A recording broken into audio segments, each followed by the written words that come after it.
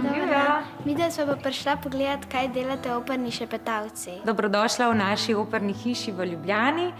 To je naš oder, tukaj na tejle strani pevci pojejo, plesalci plešajo, naši baletniki, a ne.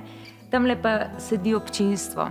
Tamle, ka vidite, v tistile luknji, temu pravimo orkestrska luknja, tam je pa orkester. In tamle, kjer je tista bel kvadratek, pa vidimo dirigenta. Kje pa ste vi med predstavo? Jaz sem pa med predstavo tukaj na strani, skrita, da me gledalci ne vidijo. Ampak vseeno sem toliko na odru, da me pevci slišijo in da sem lahko v kontaktu z njimi. Tole je moje stojalo, kjer imam postavljene note, ki je malo zasenčeno, da se ne vidi svetlobe. Tole pa je monitor, na katerem jaz vidim dirigenta. Jaz med predstavo stojim tukajle, pevci so pa na odru. Kar pejta pogledat, kako daleč ste. Zdaj pa malo zaplešita, zapojta. A me kaj slišita? Kaj pa, če sem takole tiho? Kako glasno pa lahko šepetate? Operni šepetalci v resnici zelo malokrat šepetamo.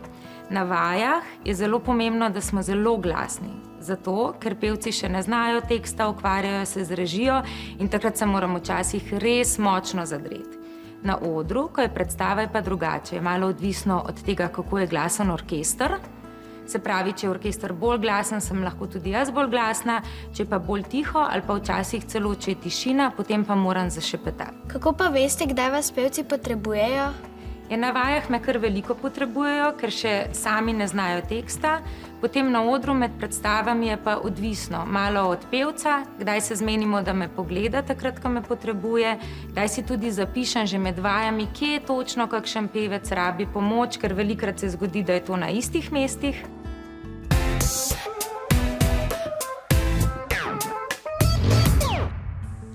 A to je scenarij? To so note, ki so narejene za opero in je zraven samo za klavir napisana, kako se igra. Potem orkester ima pa vsak svoje note.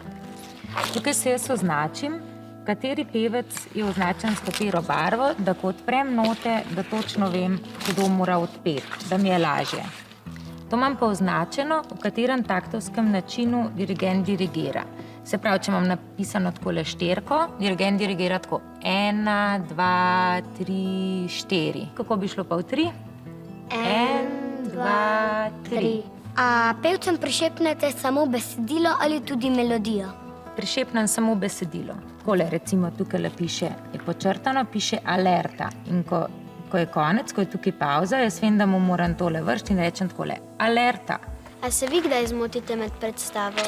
Lahko se tudi zgodi, da se zmotim oziroma da ne morem rešiti situacije, ker pri šepetanju v operi je tako, da glasba teče dalje. Se pravi, če se nekdo zmoti, ne moramo popraviti nazaj ali pa ne moramo biti nekaj časa tiho in potem popraviti. Moramo takoj pogledati, aha, tukaj se je zmotil, to je zdaj že narejeno, zdaj moramo na naslednjo točko iti, kjer jih lahko rešim.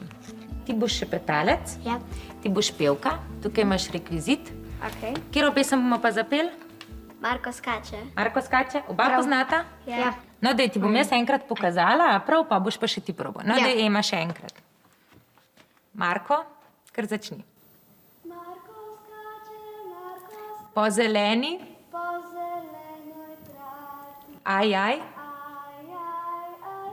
po zeleni, Po zeleni trati. Rokaj, Rokaj nosi v rokaj. 7. 7 žuti. 7 žuti zlati. Aj, 7 žuti zlati. Bravo!